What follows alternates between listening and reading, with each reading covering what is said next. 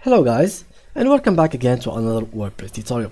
In this video I will be showing you how you can protect a page with password, or not really a password, but how you can make it invisible for others and only you can really see it. So what you have to do is, let's say for example you have opened this dashboard first, but not for example, you have to open this dashboard first by going to wordpress.com/wp, and from there you put your username and password, and this dashboard will be open for you.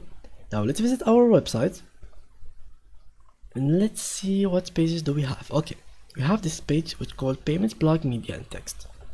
We have it something like that. Okay, now what you have to do, for example, we go to posts and let's search for it. Okay, we don't have it here, so it is on pages. Alright, so payments, blog, media and text. What we have to do, click here, and from here you can edit the page, view page stats and etc.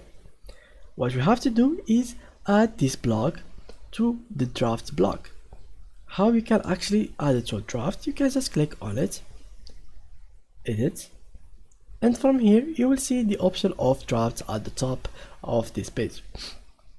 So from here you can click on switch to draft, click on OK, and just like so it has been changed. So now if you click on publish, it will be published and everyone will see it.